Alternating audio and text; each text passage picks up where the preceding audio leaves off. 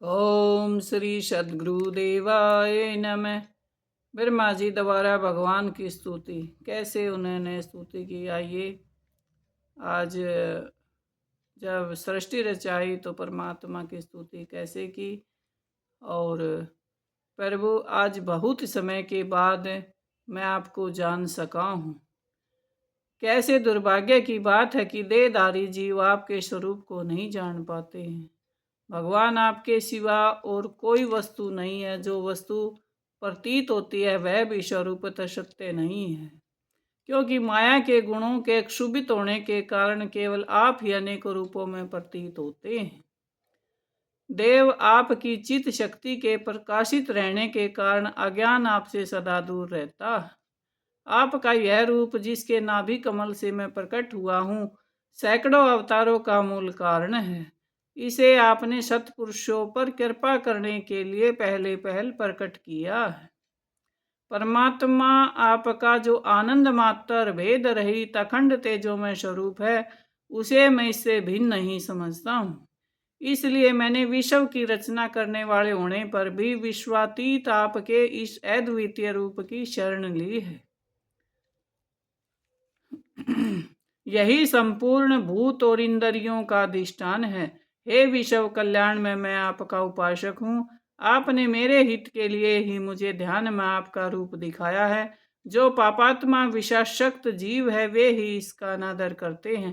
मैं आपकी इसी रूप में बार बार नमस्कार करता हूँ।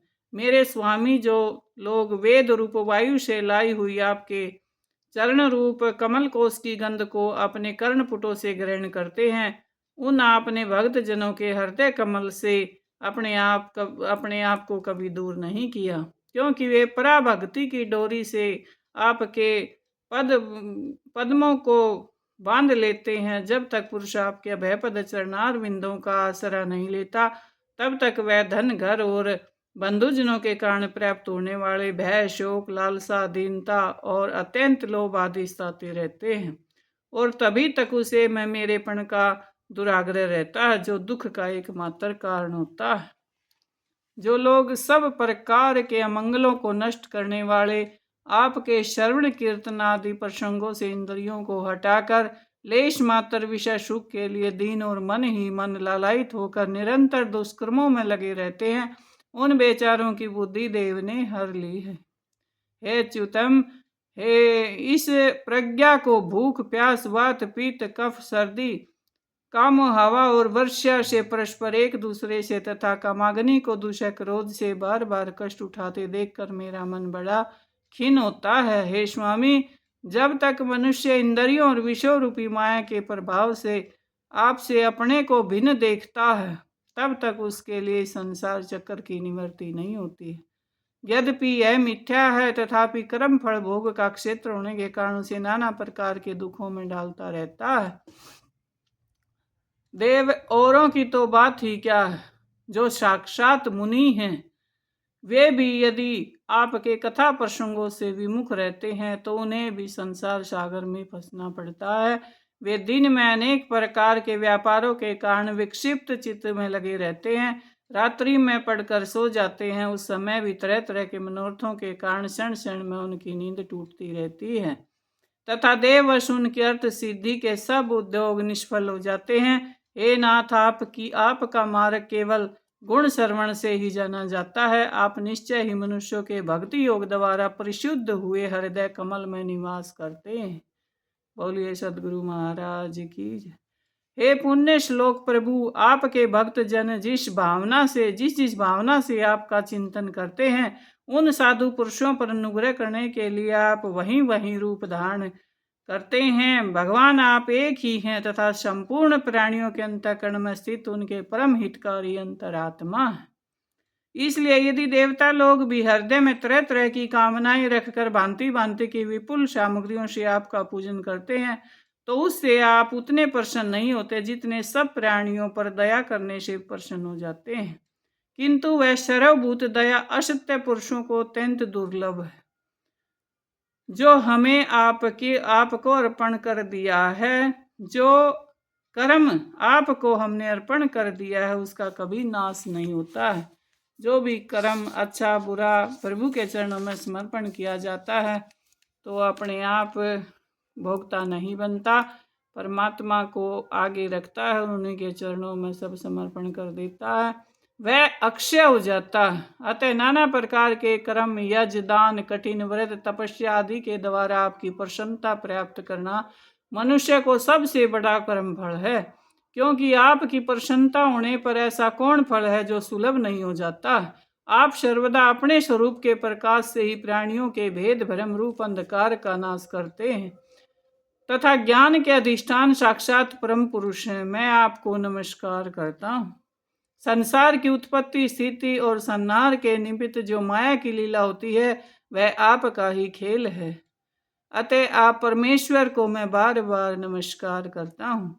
जो लोग प्राण त्याग करते समय आपके अवतार, गुण और कर्मों को सूचित करने वाले देवकी नंदन, जनार्दन और वासुदेव, कंस, निकंदन आदि नामों का विवश होकर भी उच्चारण कर लेता है, वे अनेकों जन्मों के पापों से तत्काल मुक्त हो जाते हैं और ब्रह्म पद प्राप्त कर लेते हैं। आप नित्य अजन्मा हैं, मैं आपकी शरण लेता हूँ। हे भगवान, इस विश्व वृक्ष के रूप में आप ही विराजमान हैं। आप ही अपनी मूल प्रकृति को स्वीकार करके जगत की उत्पत्ति, स्थिति और प्रलय के लिए मेरे अपने और महादेव जी के रूप में 3 प्रधान शाखाओं में विभक्त हुए हैं और फिर प्रजापति और मनु आदि शाखाओं पर शाखाओं के रूप में फैलकर बहुत विस्तृत हुए हैं। मैं आपको नमस्कार करता हूँ। भगवान, आपने अपनी आराधना को ही लोगों के लिए कल्याणकारी सर्वधर्म बताया, किंतु वे इस ओर से उदासीन रहकर सर्वदा विपरीत कर्मों में लगे रहते हैं। ऐसी प्रमाद की अवस्था में पड़े हुए इन जीवों की जीवन आशा को जो सदा सावधान रहकर बड़ी शीघ्रता से काटता रहता है, वह बलवान काल भी आपका ही रूप है। मैं उसे नमस्कार करता हूँ। यद्यपि मैं सत्यलोक का अधिष्ठाता हूँ, जो प्रारब्ध पर्यंत रहने वाला और समस्त लोगों का वंदनीय पूजनीय है, तो भी आपके उस काल रूप से मैं डरता रहता हूँ। उससे बचने और आपको प्राप्त करने के लिए ही मैंने तपस्या की है। आप ही अधीयज रूप से मेरी इस तपस्या के साक्षी हैं और मैं आपको नमस्कार करता हूँ। आप पूर्ण काम हैं, आपको किसी विषय सुख की इच्छा नहीं होती है, तो भी आपने अपनी बनाई हुई धर्म मर्यादा की रक्षा के लिए पशु, पक्षी, मनुष्य, देवता आदि जीव योनियों में अपनी ही इच्छा से शरीर धारण कर अनेकों लीलाएं की हैं। ऐसे आप पुरुषोत्तम भगवान को मेरा नमस्कार है। हे प्रभु, आप अविद्या, अस्मिता, राग, द्वेष और अभिनिवेश पांचों में से किसी के भी अधीन नहीं है तथा इस समय जो सारे संसार को अपने उदर में लीन कर भयंकर तरंग मालाओं से विक्षुब्ध प्रलयकालीन जल में अनंत विग्रह को कोमल शैया पर शयन कर रहे हैं, वह पूर्ण कल्प की कर्म परंपरा से श्रमित हुए जीवों को विश्राम देने के लिए ही है। आपके नाभि कमल रूप भवन से मेरा जन्म हुआ है। यह संपूर्ण विश्व आपके उदर में समाया हुआ है। आपकी कृपा से मैं त्रिलोकी की रचना उपकार में प्रवृत्त हुआ हूँ। इस समय योग निंद्रा का अंत हो जाने के कारण आपके नेत्र कमल विकसित हो रहे हैं।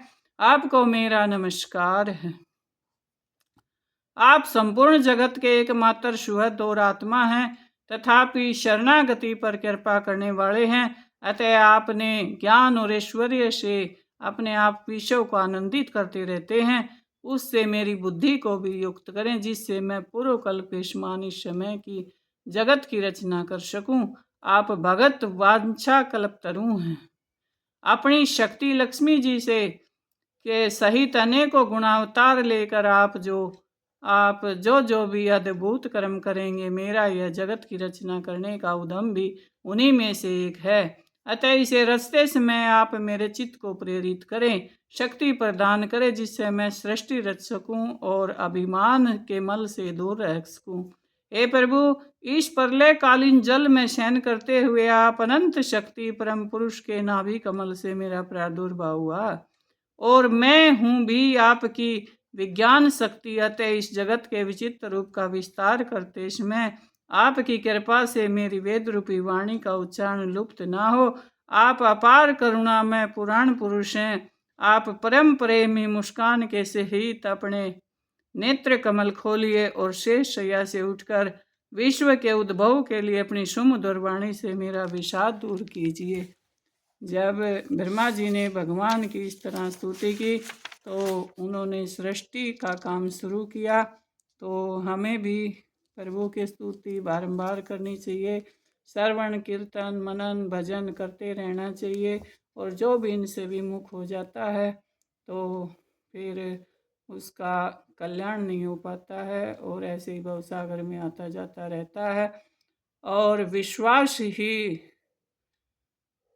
सदगुरु की शरण का एक भक्ति पाने का, कल्याण पाने का विश्वास में ही भक्ति है। अपनी श्रद्धा को जगाइए, ऐसी अटूट श्रद्धा रखिए अपने गुरु चरणों में का चाहे कुछ भी हो जाए, काल आ जाए, रोग आ जाए, शोक आ जाए, निंदा हो जाए, अपना विश्वास न तोड़िए और अटूट श्रद्धा रखिए, तो ही हम भवसागर से पार होते हैं। जैसे हमारे देवों ने की है ऐसे ही हमें भी करनी चाहिए और अपना कल्याण करना चाहिए। मनुष्य जीवन हुआ है तो यही परमात्मा का भी स्वरूप है और इसी में हम उस परमात्मा को देख सकते हैं और अपने जीवन का कल्याण कर सकते हैं। बोलिए सदगुरु महाराज की जय।